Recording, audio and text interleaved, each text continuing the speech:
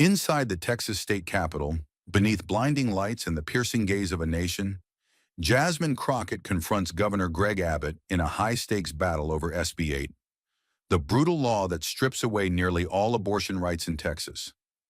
Abbott leans on polished lies and hollow victories, boasting about protecting life. But within minutes, Crockett detonates the hearing with damning, state-sealed evidence that proves he knew the devastating consequences all along. The chamber freezes. Abbott stares blankly, exposed. Power slips from his grasp. If Abbott chose power over lives, how many others already have? Stay with us. This is a story worth every second of your time. Under a gold-tinged Texas sky, the state capitol loomed like a fortress.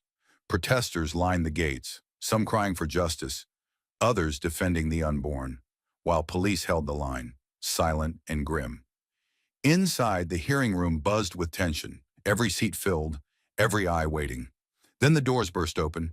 Greg Abbott entered like a conquering general, his stride slow, deliberate, rehearsed. Cameras flashed.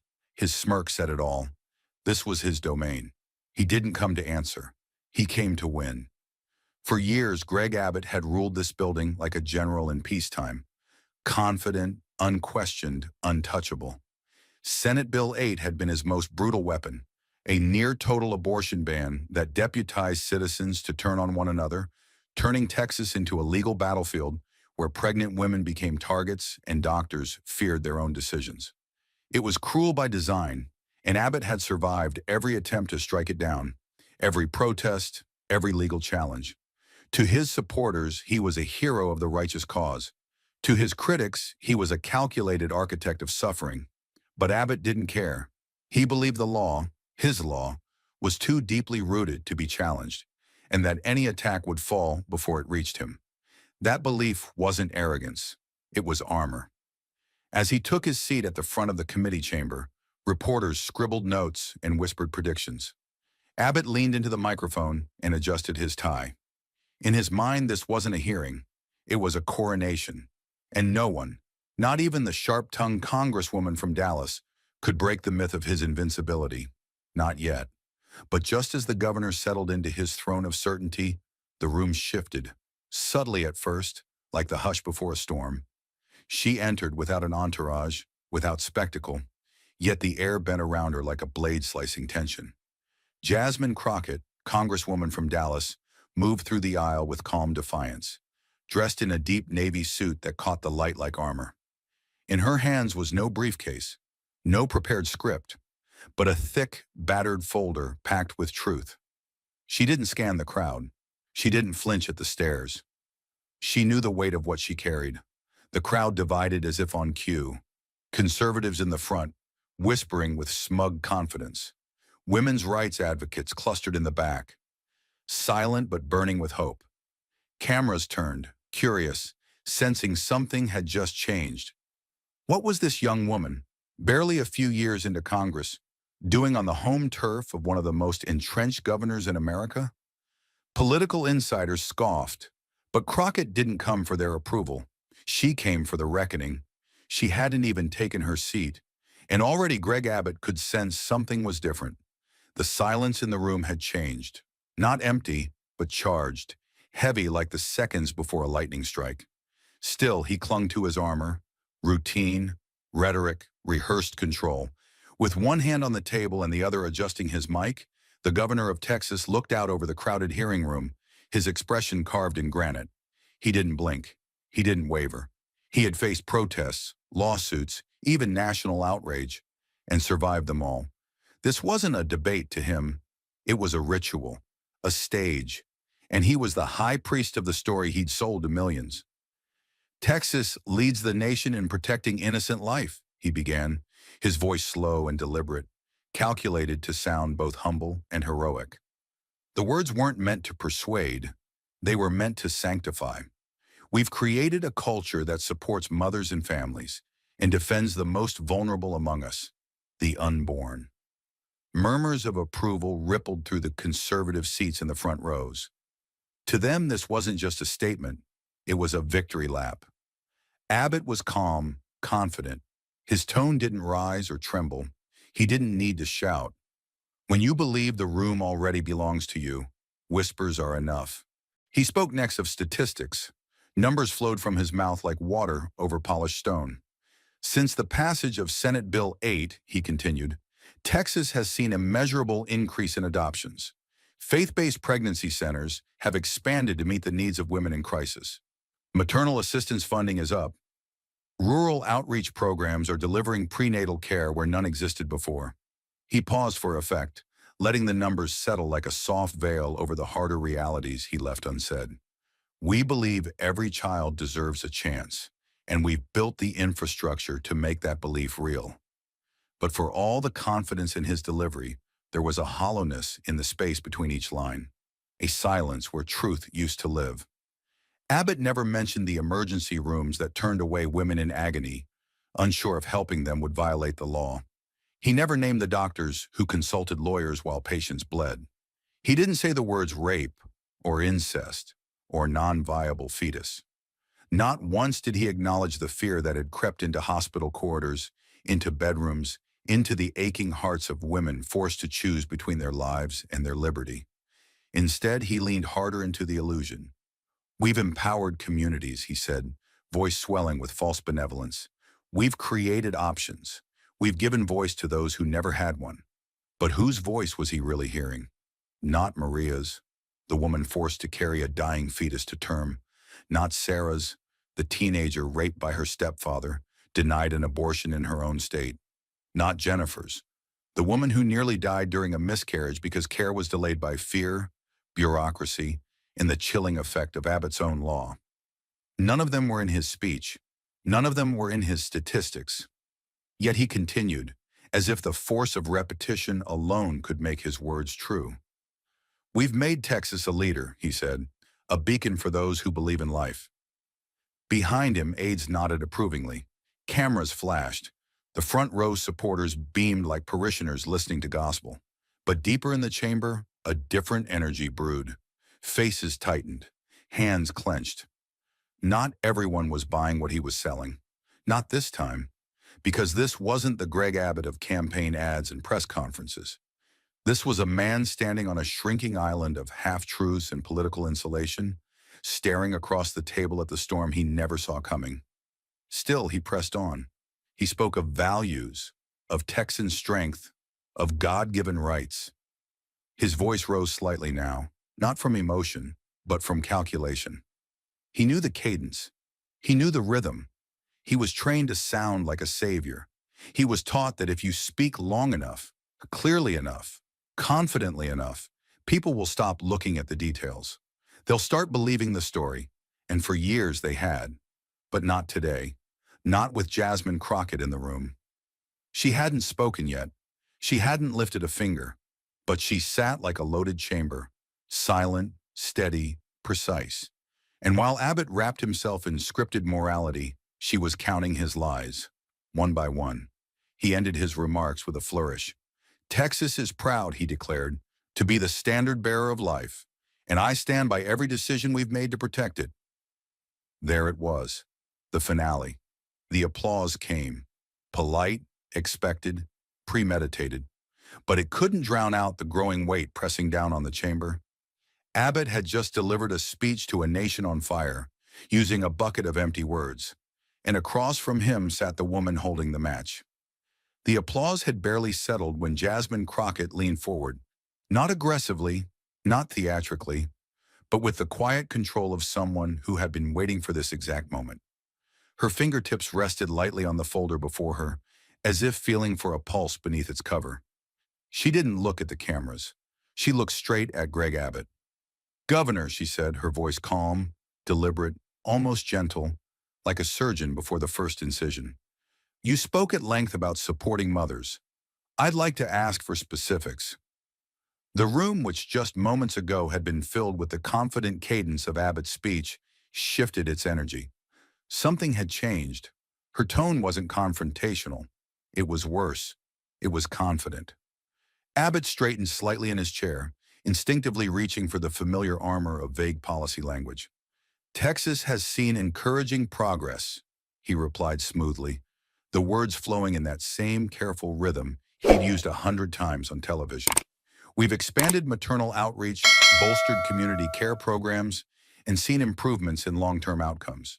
These things take time, of course, but the direction is overwhelmingly positive. It was the kind of answer that had carried him through dozens of press briefings and hostile interviews.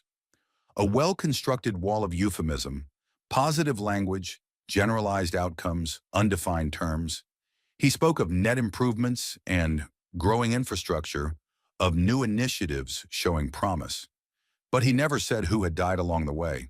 He never said who had been forgotten. His words hovered in the air, sterile and calculated, meant to obscure, not clarify. And for a moment, it might have worked, until she moved. Without breaking eye contact, Crockett opened her folder, slowly, precisely, not for show, but like someone revealing a weapon too dangerous to draw hastily. Her fingers slid beneath a thick, stapled report, and she held it up for the room to see. The Texas Department of State Health Services letterhead gleamed under the hearing room lights. Her voice didn't rise. It didn't need to. According to this report, your report, the maternal mortality rate in Texas has increased by 34% since SB 8 went into effect. It hit the room like a slap in a cathedral. A rustle swept through the gallery. Not noise, movement, subtle, restrained, but unmistakably visceral. Even the conservative front row shifted, the way people do when they hear something they didn't expect or couldn't deny. Abbott's face tightened, just a flicker, a micro-expression, but in this setting, every twitch was a headline. His lips parted slightly, but no answer came, and Crockett wasn't finished. She placed the report flat on the desk in front of her, her palm resting on it as if to steady the truth beneath her hand. You said we're improving outcomes, she continued, voice low but unrelenting. But these are the outcomes. These are the numbers. 34%. That's not a theory. That's not a projection. That is the cost, measured in mothers. She let the words sit there, not rushing the silence, not backing away from the weight of what had just been said. She didn't raise her voice. She didn't need to perform, because reality doesn't need applause. It only needs to be seen. And now, finally, it was. The air hadn't recovered from the last blow when Jasmine Crockett turned to the next page, her hands steady, her gaze sharper than ever. The chamber remained still, but it was a volatile stillness, like dry grass before a spark. She didn't raise her voice. She didn't need to. Every syllable landed with the weight of a verdict. Governor, she said, quieter now, but more dangerous for it, are you aware that Black women in Texas are 3 times more likely to die from pregnancy-related complications than white women? Her words didn't echo. They detonated, not in volume, but in truth. The kind of truth that doesn't move through the air. It moves through the chest, leaving something broken behind. Abbott looked frozen in real time, lips parted as if caught between denial and calculation. He didn't speak. Couldn't speak. Because in that moment, there was no statistic that could protect him. No slogan polished enough to erase that disparity. Crockett didn't wait for his answer. She already knew he knew. This isn't coming from an advocacy group or partisan spin, she continued, lifting the report so the committee, the cameras, the country could see. It's from your own Department of State Health Services, page 19, section 4. Since SB 8 took effect, emergency room visits related to pregnancy complications have spiked by 67%. She paused, not to dramatize, to let it settle, because sometimes silence is the most honest part of the conversation. The room was silent, but the silence wasn't still. It trembled. Reporters' pens hovered in midair. Staffers shifted in their seats, unsure whether to take notes or just brace for what came next. Crockett stared directly at Abbott. No venom, no mockery, just the brutal clarity of someone who had carried this truth too long to cushion it now. This is what your law has done, she said.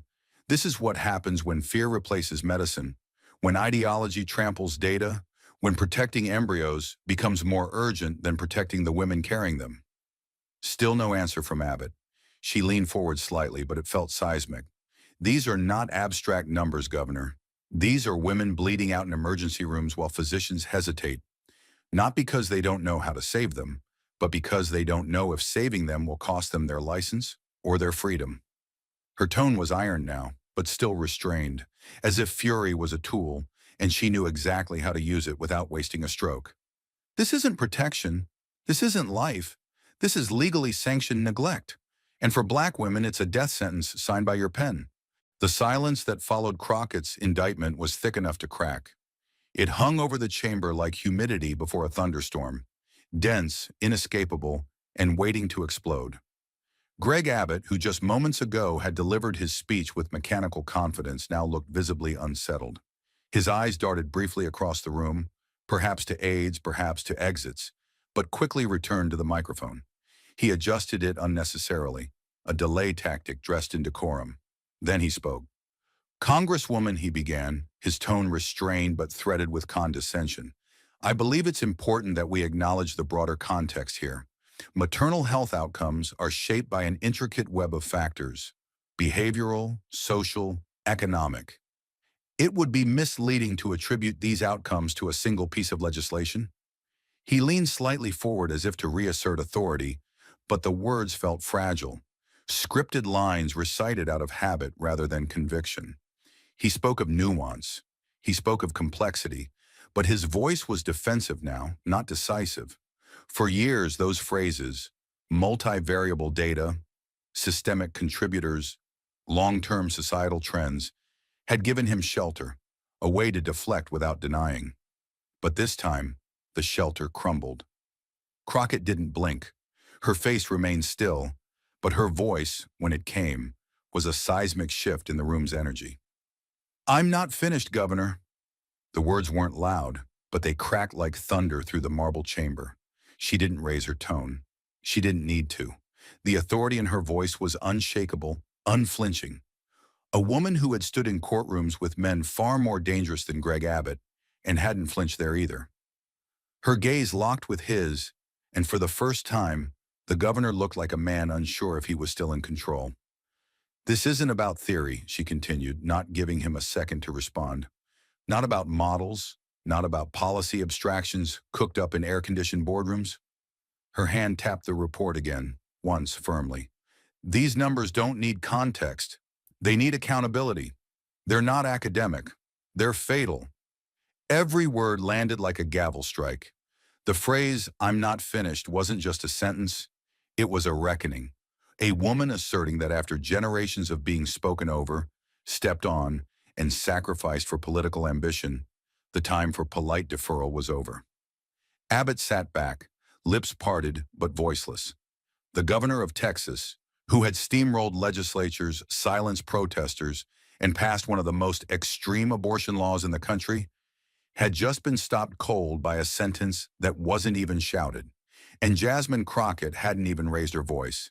She didn't flinch. She didn't blink. And she certainly didn't give Greg Abbott time to spin. Because some truths don't need interpretation. They only need exposure. And Jasmine Crockett was done waiting for permission.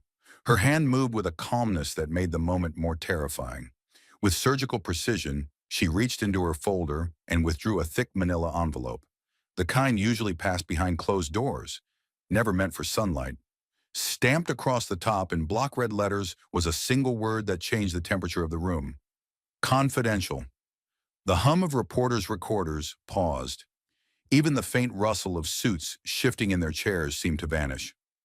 Crockett didn't look at the cameras. She didn't need to.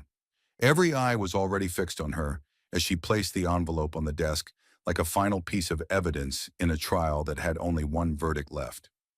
She drew out the first document and laid it open before her like a map leading to a crime scene.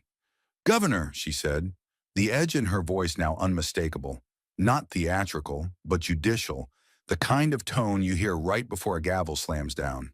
"This email is from your chief of staff, dated August 15, 2021, just weeks before you signed SB 8 into law." Abbott stiffened. His hand, once calmly folded, now gripped the armrest of his chair with a whiteness spreading into his knuckles. Crockett continued, her voice unrelenting. "The governor is concerned about the optics of the maternal mortality increase we're projecting," she read. "Legal suggests we avoid any public statements linking the abortion restrictions to healthcare outcomes until after the midterms." A wave of silence thundered through the chamber. No gasp this time, just the sound of truth suffocating the oxygen out of the room. The audience wasn't confused. They understood exactly what those words meant. Abbott hadn't merely failed to anticipate the human cost of his law. He had known and chosen secrecy. He had received a forecast of suffering and decided to gamble it against political timing. Crockett leaned forward, slowly, almost sympathetically, but not quite. "Let me be clear," she said, her tone cooling into something harder than rage. "You weren't unaware. You weren't misinformed. You were warned, explicitly, by your own team that maternal deaths would rise. And instead of sounding the alarm, you silenced it." She held the document aloft now, so the cameras could catch the text, the headers, the date. "This isn't conjecture. This isn't spin. This is from inside your own house. And it proves you were more afraid of losing votes than losing women's lives." The manila folder remained open beside her, a wound still bleeding evidence. Abbott sat frozen, his breath shallow, lips twitching as if to respond. But no words came. Not because he didn't have talking points, but because no talking point could survive what had just been read aloud. And Jasmine Crockett hadn't even opened the next page. The air was already heavy with the weight of what had been revealed. Statistics, reports, damning internal emails. But Jasmine Crockett knew numbers alone couldn't fully expose the impact. Not until the suffering had names. Not until the consequences could no longer hide behind sanitized language and legal distance. She didn't raise her voice. Instead, she slowed her cadence, lowered her tone, and picked up a sheet of paper with a photograph attached. An ordinary image, but one that held extraordinary weight. "This," she said, holding it out for the room to see, "is Maria Santos, a mother, a wife, a woman from Houston who wanted nothing more than to protect her family." She paused, her voice solemn. At 20 weeks pregnant, Maria learned that her baby had a rare and fatal condition. The doctors told her, without doubt, the child would not survive after birth. They recommended intervention, not to end a life, but to prevent needless suffering. She let the words hang. "But under your law, Governor," her doctors refused, not because they lacked the skill, not because they lacked compassion, but because they feared punishment. They were afraid of losing everything for doing what medicine demanded. Crockett inhaled sharply but didn't blink.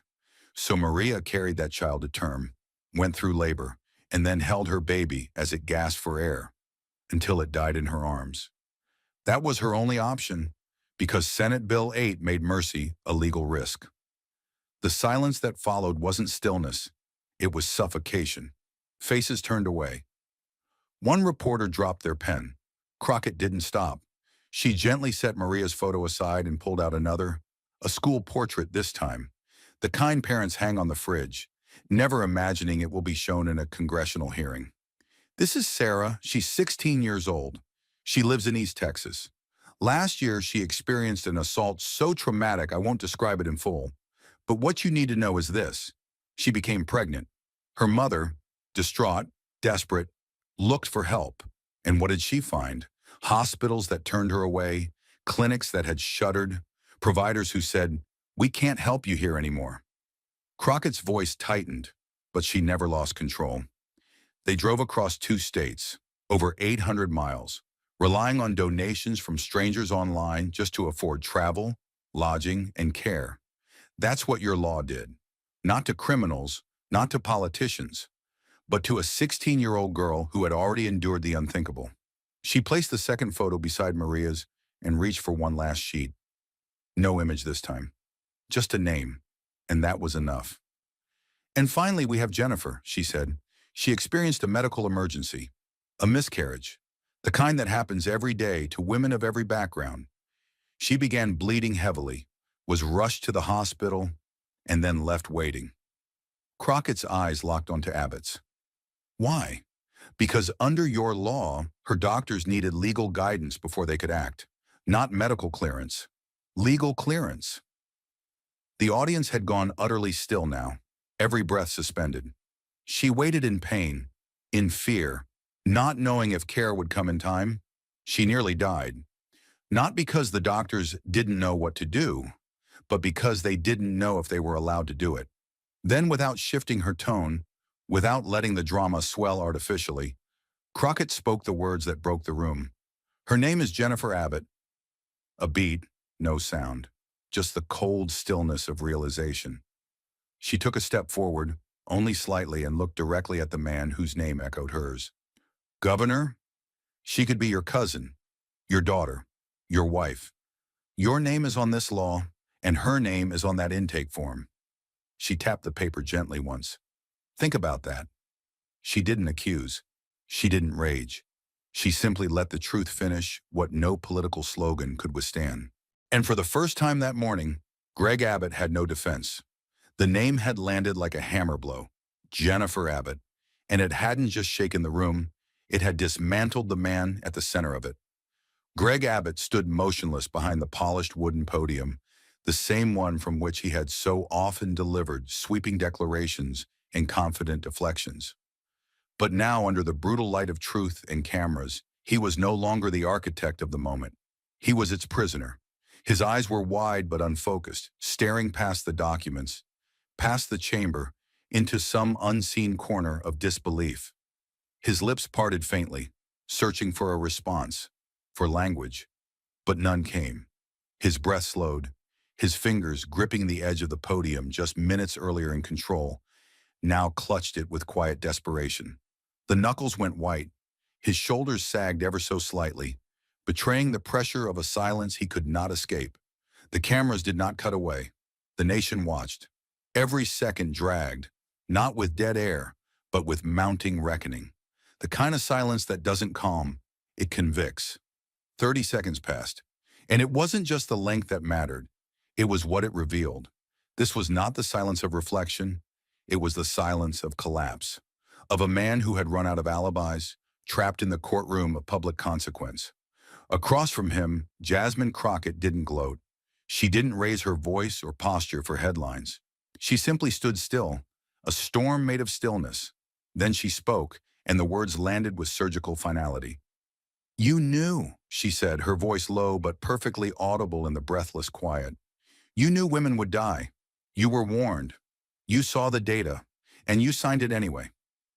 Her pause was deliberate, not for effect, but to let the truth dig deeper. Then, without blinking, she finished. "Because you wanted to win." There was no need for shouting, no need for spectacle. The devastation was complete, not from drama, but from clarity.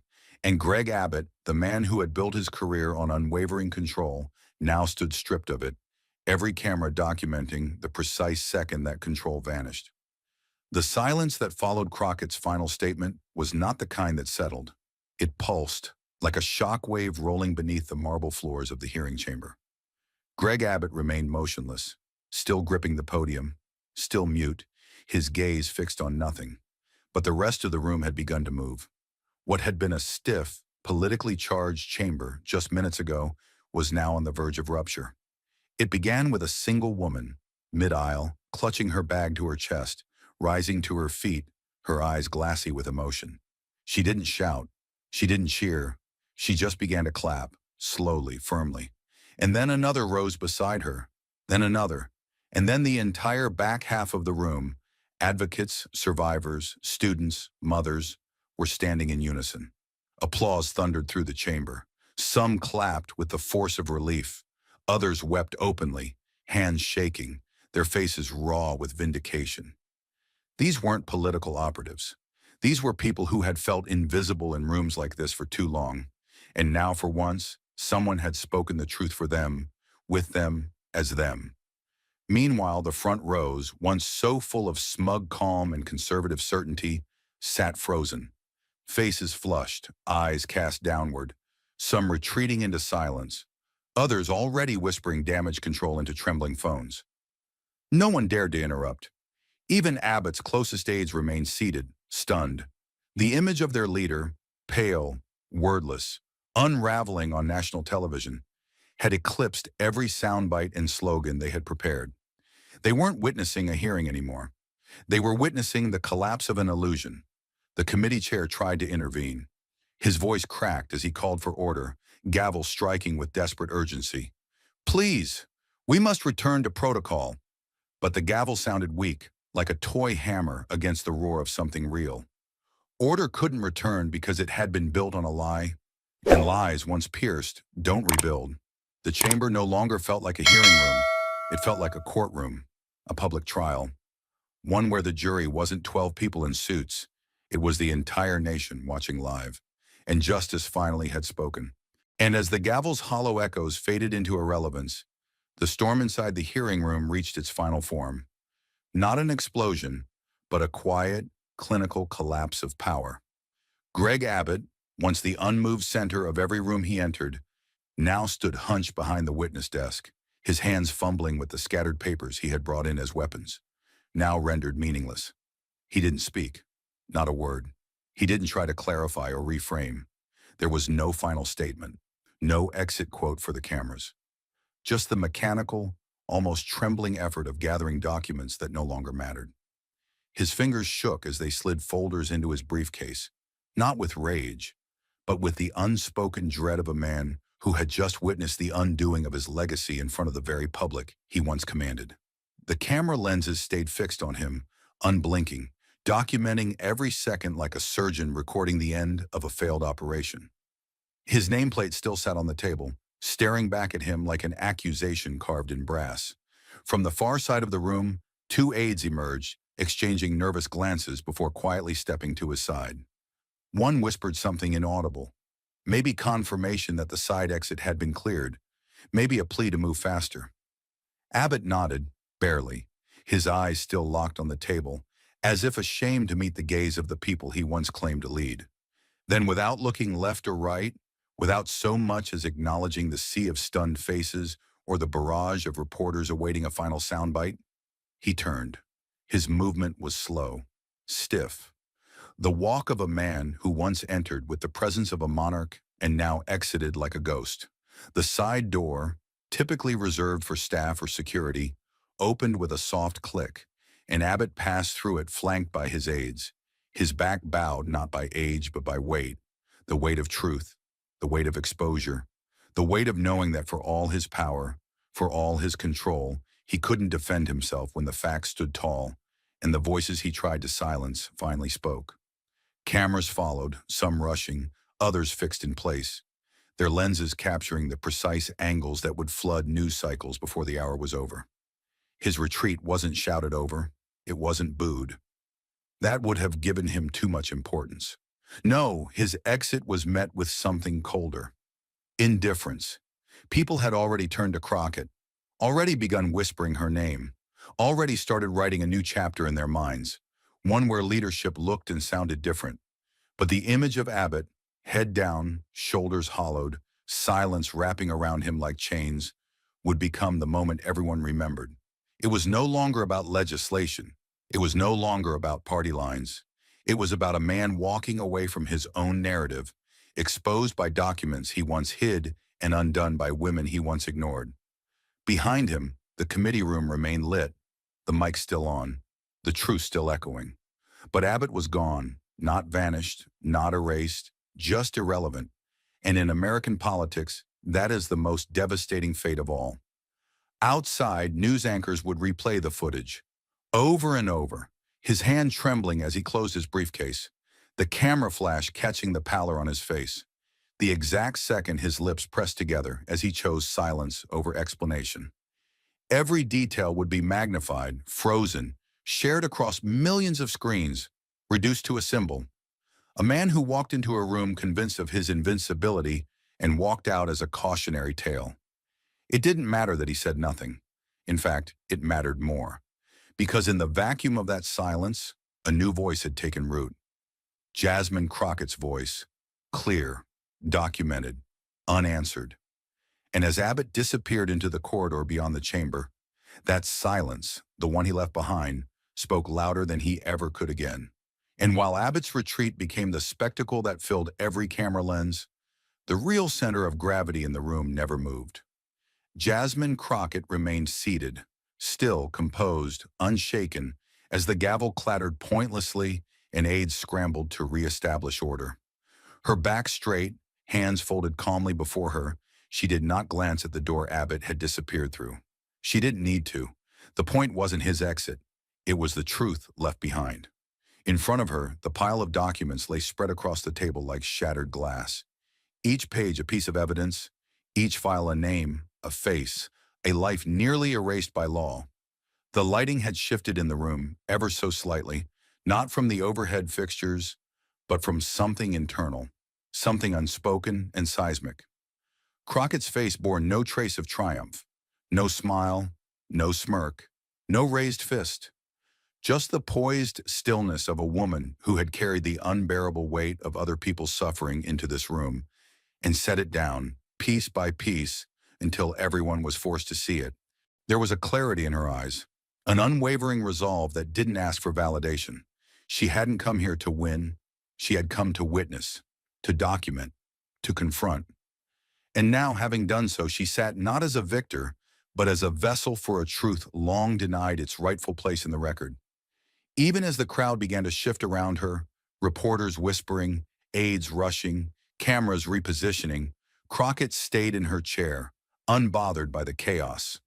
The world around her could move however it pleased. She would not, because her work in this moment wasn't about momentum, it was about memory. And what she had just done would not be forgotten. A producer in the press row gestured furiously to a cameraman, mouthing something urgent. But the camera was already where it needed to be, locked in on Crockett, unmoving, capturing the stillness that had followed the storm. This wasn't the shot they'd anticipated. It wasn't dramatic in the way politics is often staged. It was quiet, too quiet, but it was real, raw, resonant, the kind of image that burned deeper than headlines and lingered long after the talking points faded. She glanced down at the folder once more. Maria, Sarah, Jennifer. Their names weren't just on paper now, they were stitched into the air. The chamber, once a place where policy was debated like chess moves between elites, now held something sacred. A reckoning had happened here. A ledger had been rewritten. And though no sentence would undo the pain these women endured, something in Crockett's demeanor made it clear. She hadn't come to promise justice. She had come to deliver it. This was not about humiliating a governor. It was not about defeating an opponent. That would have been too small, too easy. What had just unfolded in that room was something far more dangerous to the old order, an act of moral reclamation. Crockett had taken a system that had for too long erased the humanity of its victims and forced it to look them in the face, one by one, with no shield, no distance, no abstraction, and she had done it without raising her voice, without theatrics, without leaving her chair. Behind her, the chamber's energy pulsed with transformation. People weren't clapping anymore. They were watching, thinking, recalculating the rules of engagement. It wasn't just Greg Abbott who had lost something in that room. It was the lie that strength comes from silence. That power is unaccountable. That truth is optional. Crockett had cracked that illusion wide open and left it bleeding under fluorescent light. And still, she didn't move. No aides rushed to her side. No PR team whispered in her ear. No one dared interrupt her stillness, because they could feel what she had done. And they knew, deeply, that it wasn't finished. That this wasn't an endpoint. It was a marker, a declaration that silence, complicity, and spin would no longer be enough. Not when truth had a name, not when pain had proof, not when justice had found its voice and refused to blink. So she sat, uncelebrated, unshaken, and unafraid. Not because she had won, but because, at last, the truth had been heard. And when the echo of silence finally gave way to the slow, rising tide of human sound, when the heavy air cracked open and something uncontainable slipped into the space left behind, Jasmine Crockett stood, not with swagger, not with spectacle, just purpose. The chamber hadn't moved yet. The lawmakers who remained were frozen in place, some stunned, others shaken, but all changed. She didn't look back at Greg Abbott's empty seat. There was no need. His absence said more than any rebuttal could. His retreat had been captured, broadcasted, immortalized. But she was still here, and she wasn't finished. She carefully closed the folder in front of her, not as a gesture of finality, but as a signal. The facts had been released. The truth had been spoken. The burden for now had been set down. As Crockett stepped away from the table, a hush washed across the room, like the final stillness after a violent storm. And then the clapping returned. This time it wasn't a burst of reaction, it was sustained, a deliberate, pulsing rhythm. It spread from the back rows forward, advocates, medical professionals, survivors, and ordinary citizens who had shown up expecting a hearing and instead witnessed a reckoning. Some stood, not out of coordination but compulsion. Others clapped with tears streaking down their cheeks, their hands trembling from the sheer emotional force of what they'd just experienced. They weren't cheering for a political win. They were bearing witness to a truth that had finally been given breath. Crockett didn't acknowledge the applause with a wave or a bow. That wasn't who she was, and this wasn't that kind of moment. She walked through it, silent, composed, unshaken, as the hands continued to strike together behind her, again and again, echoing off the marble, building into something that felt more spiritual than political, like a hymn in a courtroom. A eulogy turned into resurrection. She passed aides frozen with folders in hand. She passed officials who couldn't meet her eyes. She passed cameras still recording, still feeding into newsrooms where editors would scramble to find words bold enough to match the footage. She walked slowly, not out of hesitation, but to let the weight of what had been said and seen settle behind her like a wake. Her heels clicked in rhythm with the applause. She didn't adjust her pace. She didn't flinch when someone in the corner gasped her name in reverent disbelief. She had carried hundreds of voices into that chamber. Now those voices carried her out. As she entered the Capitol hallway, the light changed. It was brighter here, too bright, almost surgical, and for a moment, the cameras refracted. Reporters surged forward, mics extended, questions already forming on their lips. But no one dared to call her name. Something in her presence stopped them. Not fear, respect, gravity. She wasn't a headline anymore. She was the story. And then, through the crowd, past the reporters, between security and staff, a woman stepped forward. She wasn't young, but she carried herself with the urgency of someone who had waited a lifetime to speak. Her hair was pulled back. Her coat was wrinkled from being held in her lap for too long. And her voice, when she finally found it, was almost too soft to hear. "You didn't just save us," she said, her hand brushing Crockett's sleeve. "You made them listen." Crockett stopped, just for a second. Her eyes met the woman's, and in that unspoken exchange, something passed between them, heavier than language, older than politics. She gave a slight nod, then continued walking. The Capitol doors opened ahead, light poured in, natural and unapologetic. And outside the crowd had gathered, not organized, not planned, just people, men and women, young and old, some holding signs, others holding each other. They weren't chanting, they weren't waving flags. They were watching, waiting, hoping. And when she stepped into view, a sound rose. Not applause this time, but something deeper, a collective exhale, as if the nation itself had been holding its breath and had finally been given permission to release it. Some called her name. Some didn't say anything at all. One person simply whispered, "That's her," and the words spread down the line like a spark through dry grass. But she didn't raise her fist. She didn't raise her voice. She didn't need to. Her presence alone was the statement. She descended the steps slowly, her pace unbroken. And behind her, the Capitol loomed, not just a building, but a symbol of everything she had walked into and refused to be swallowed by. The truth had been spoken within those walls, and now she carried it beyond them. People turned their phones toward her, not to distract, but to preserve, because they knew what they were seeing wasn't just news. It was a moment, the kind of moment that redefines what's possible, that cracks the foundation of the untouchable, that reminds power it can still be humbled, by evidence, by courage, by someone who comes armed with only a folder and a voice unwilling to tremble.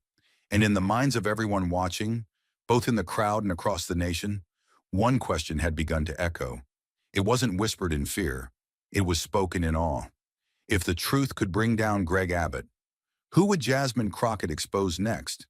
And that question wasn't just curiosity, it was warning, because something had shifted in American politics that day, and there would be no going back. As the echoes of Jasmine Crockett's footsteps faded beyond the Capitol's marble arches, a profound stillness settled over the chamber. The air was thick with the weight of truth unveiled, leaving lawmakers and spectators alike in silent contemplation. This wasn't merely the aftermath of a political confrontation. It was the genesis of a movement demanding action. In the days that followed, the impact of Crockett's revelations reverberated across the nation. Communities previously disengaged from political discourse found themselves galvanized. Town halls filled with citizens seeking to understand the implications of the exposed truths. Social media platforms buzzed with discussions, debates, and calls for accountability. The veil had been lifted, and the public could no longer ignore these systemic issues laid bare. Grassroots organizations sprang into action, organizing rallies and informational sessions to educate the public on their rights and the importance of civic engagement. Voter registration drives saw unprecedented participation, especially among young adults in marginalized communities. The narrative had shifted from passive observation to active involvement, with citizens recognizing their power to affect change. Legislators, feeling the pressure from their constituents, began to reevaluate their positions. Some introduced bills aimed at addressing the injustices highlighted by Crockett, while others faced mounting criticism for their previous inaction. The political landscape was transforming, driven by a populace no longer willing to accept the status quo. Educational institutions incorporated discussions of the events into their curricula, fostering critical thinking and encouraging students to explore the complexities of governance and justice. Artistic expressions, murals, poems, songs emerged, capturing the spirit of the movement and ensuring that the message reached diverse audiences. Media outlets, recognizing the public's demand for transparency, dedicated extensive coverage to the unfolding developments. Investigative journalism flourished, uncovering further instances of systemic failures and prompting official inquiries. The role of the press as a watchdog was reinvigorated, holding those in power accountable. In this climate of awakening, civic education programs received increased funding and attention, aiming to equip citizens with the knowledge and tools necessary for meaningful participation in democracy. Workshops and seminars became commonplace, demystifying the legislative process and empowering individuals to advocate for their communities. The ripple effects extended beyond domestic borders, inspiring international dialogues on governance, accountability, and citizen empowerment. Activists from various countries cited the events as a catalyst for their own movements, demonstrating the universal resonance of the call for justice. As the movement gained momentum, it became clear that this was not a fleeting moment of outrage, but a sustained campaign for systemic reform.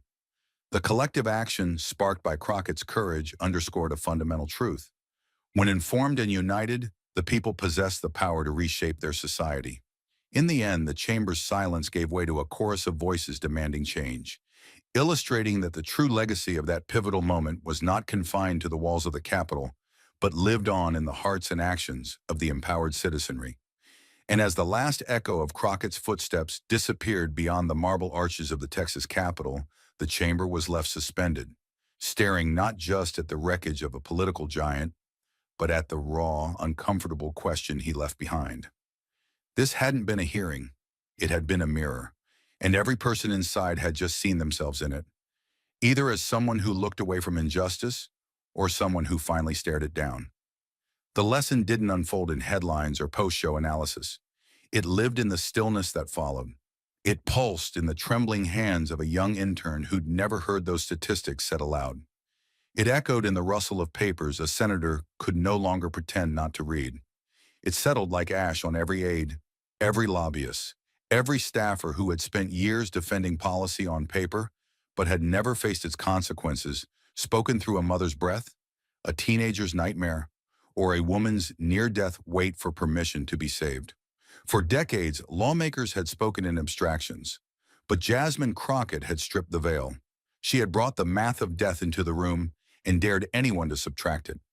The humanitarian lesson was not subtle, it was searing, that justice is not always loud, but when it is finally spoken by someone brave enough, It has the power to make even power itself tremble. In every statistic she presented, there was a name. Behind every chart, a body. And for the first time, the debate was not theoretical. It was visceral. It bled. It cried. It begged to be heard. And Crockett had carried those voices not like trophies, but like gravestones, stacking them one by one on the table until the weight of the dead overwhelmed the politics of denial. Her power wasn't in her rank. It wasn't in her volume. It was in the unflinching way she let pain live in the room and refused to let anyone look away from it. That was the lesson, that the truth, when wielded with clarity, backed by proof, and delivered without apology, is not just inconvenient, it's devastating. And in the hands of someone who doesn't seek applause, it can flatten institutions built on silence. But there was another lesson buried deeper. It was in the way Crockett never smiled, in how she never paused for the cameras, in the haunting restraint of a woman who knew this wasn't about political sport. It was about returning dignity to those who never got a seat at the table. She didn't come to destroy Abbott. She came to break the system that let Abbott thrive while women bled. She came not to win, but to warn. And that warning rang louder than any insult or takedown ever could. Because there is something revolutionary about a person who refuses to be reduced to anger or grief, who carries the full weight of injustice, but never lets it crush her. Crockett wasn't a firebrand. She was a reckoning, controlled, precise, and permanent. The moral was painful in its simplicity. Laws are written by people, but they live or die inside the bodies of those who never voted for them. That is why policy matters. That is why truth must be spoken. That is why silence is not neutral. It's lethal. And those who benefit from that silence are never the ones forced to bear its consequences. Greg Abbott signed a bill. But Maria held her baby as it died. Sarah fled her own home to survive. Jennifer nearly lost her life waiting for permission. Abbott stood behind a podium. They bled on hospital floors. And for too long, that distance had gone unchecked, until Crockett collapsed it in real time, forcing a nation to ask itself how many more would suffer before someone said, enough. The final humanitarian lesson wasn't just about abortion. It was about proximity. It was about whether the powerful are willing to get close enough to hear the gas, see the blood, hold the trembling hands of those who scream in silence, while policies are printed on clean white paper. It was about whether anyone would have the courage to bring those hands into the hearing room and say, she matters, even if she's poor, even if she's black, even if she can't donate to your campaign. And Jasmine Crockett did that, without yelling, without cruelty, without showmanship. She just told the truth and trusted that it would burn hot enough to melt even the coldest indifference. She knew the stakes. She knew that rooms like these were designed to intimidate, to control, to silence. But she also knew that when the silence is built on injustice, breaking it becomes a moral obligation. She didn't come to play politics. She came to rescue integrity. And in doing so, she left everyone else in the room with a choice: to return to comfort or to live differently because they could no longer pretend not to know. That is the cruel beauty of truth. Once heard, it cannot be unheard. Once seen, it cannot be unseen. And when it's delivered by someone who doesn't crave power, but purpose, it becomes contagious. That's the part no one anticipated. Not Abbott, not the aides, not the senators who'd rolled their eyes when they saw her name on the roster. They expected a firework. What they got was a fault line. She didn't just break a narrative, she cracked the floor beneath it. And through that crack, the faces of the forgotten rose. The young girl on a bus, hiding her fear behind a duffel bag. The mother holding her child's death certificate instead of a birth one.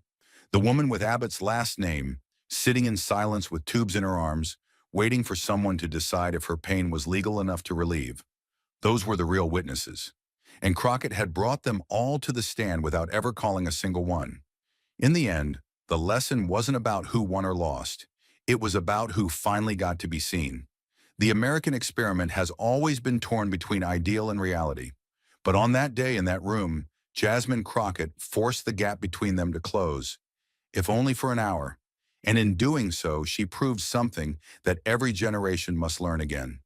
That courage is not loud, it is steady. That power is not might, it is truth. And that justice is not a soundbite.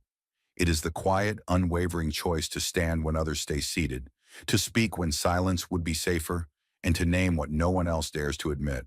It is not easy. It is not pretty. But it is the only thing that has ever moved the world forward. And in that moment, against a governor, a law, a chamber designed to resist her, Jasmine Crockett moved it. As the echoes of Jasmine Crockett's footsteps faded beyond the Capitol's marble arches, a profound stillness settled over the chamber. The air was thick with the weight of truth unveiled, leaving lawmakers and spectators alike in silent contemplation. This wasn't merely the aftermath of a political confrontation, it was the genesis of a movement demanding action. In the days that followed, the impact of Crockett's revelations reverberated across the nation. Communities previously disengaged from political discourse found themselves galvanized. Town halls filled with citizens seeking to understand the implications of the exposed truths. Social media platforms buzzed with discussions, debates, and calls for accountability. The veil had been lifted, and the public could no longer ignore the systemic issues laid bare. Grassroots organizations sprang into action, organizing rallies and informational sessions to educate the public on their rights and the importance of civic engagement. Voter registration drives saw unprecedented participation, especially among young adults in marginalized communities. The narrative had shifted from passive observation to active involvement, with citizens recognizing their power to affect change. Legislators, feeling the pressure from their constituents, began to reevaluate their positions. Some introduced bills aimed at addressing the injustices highlighted by Crockett, while others faced mounting criticism for their previous inaction. The political landscape was transforming, driven by a populace no longer willing to accept the status quo. Educational institutions incorporated discussions of the events into their curricula, fostering critical thinking and encouraging students to explore the complexities of governance and justice. Artistic expressions, murals, poems, songs emerged, capturing the spirit of the movement and ensuring that the message reached diverse audiences. Media outlets, recognizing the public's demand for transparency, dedicated extensive coverage to the unfolding developments. Investigative journalism flourished, uncovering further instances of systemic failures and prompting official inquiries. The role of the press as a watchdog was reinvigorated, holding those in power accountable. In this climate of awakening, civic education programs received increased funding and attention, aiming to equip citizens with the knowledge and tools necessary for meaningful participation in democracy. Workshops and seminars became commonplace, demystifying the legislative process and empowering individuals to advocate for their communities. The ripple effects extended beyond domestic borders, inspiring international dialogues on governance, accountability, and citizen empowerment. Activists from various countries cited the events as a catalyst for their own movements, demonstrating the universal resonance of the call for justice. As the movement gained momentum, it became clear that this was not a fleeting moment of outrage, but a sustained campaign for systemic reform. The collective action sparked by Crockett's courage underscored a fundamental truth. When informed and united, the people possess the power to reshape their society. In the end, the chamber's silence gave way to a chorus of voices demanding change, illustrating that the true legacy of that pivotal moment was not confined to the walls of the Capitol, but lived on in the hearts and actions of the empowered citizenry. In the wake of Jasmine Crockett's powerful confrontation with Governor Greg Abbott over Texas's restrictive abortion laws, the political landscape of the state underwent a seismic shift. The hearing, which had initially been anticipated as a routine legislative session, transformed into a pivotal moment that galvanized public opinion and spurred a wave of activism across the nation. The immediate aftermath saw a surge in grassroots mobilization. Organizations advocating for reproductive rights experienced an influx of volunteers and donations, enabling them to expand their outreach and support services. Community forums and town hall meetings were organized to educate citizens about the implications of the abortion laws and to strategize on effective means of advocacy. Social media platforms buzzed with discussions, hashtags trending as people shared personal stories and rallied support for change. Legislators, both within Texas and beyond, felt the pressure of the public's response. Some began to reconsider their stances, acknowledging the need for clearer guidelines and exceptions within the abortion laws to protect women's health. Bills were proposed to address the ambiguities and to ensure that medical professionals could provide necessary care without fear of legal repercussions. The political discourse shifted, with reproductive rights taking center stage in legislative agendas. Media coverage intensified, with national and international outlets highlighting the developments in Texas. Investigative reports delved into the real-life consequences of the abortion laws, bringing to light stories of women who faced dire health risks due to delayed or denied medical care. These narratives humanize the issue, fostering empathy and a deeper understanding among the public. Educational institutions incorporated discussions about reproductive rights and civic engagement into their curricula, encouraging students to explore the complexities of the issue and to participate in the democratic process. Workshops and seminars were held to empower individuals with the knowledge and tools needed to advocate for change effectively. The momentum extended beyond Texas, inspiring similar movements in other states grappling with restrictive abortion laws. Activists and organizations collaborated across state lines, sharing strategies and resources to amplify their impact. The collective action underscored the power of unified voices in challenging and reshaping policies that affect fundamental rights. As the movement gained traction, it became evident that the issue transcended political affiliations, touching on core values of autonomy, health, and justice. Public opinion polls reflected a growing consensus on the need for compassionate and sensible approaches to reproductive health care. This shift in perspective prompted some policymakers to adopt more nuanced positions, seeking to balance moral considerations with the practical realities faced by women and healthcare providers. In the months that followed, tangible changes began to materialize. Legal challenges to the restrictive abortion laws were mounted, with courts scrutinizing the constitutionality and human impact of the legislation. Some provisions were overturned or amended, providing relief to those affected and setting precedents for future cases. Healthcare facilities reported increased confidence among medical professionals in administering necessary care without legal hindrance. The cultural landscape also evolved, with art, literature, and media reflecting the ongoing discourse around reproductive rights. Films, documentaries, and books explored the personal and societal dimensions of the issue, fostering dialogue and awareness. Public figures and influencers used their platforms to advocate for change, reaching diverse audiences and galvanizing support. Jasmine Crockett's role in catalyzing this movement was widely recognized and celebrated.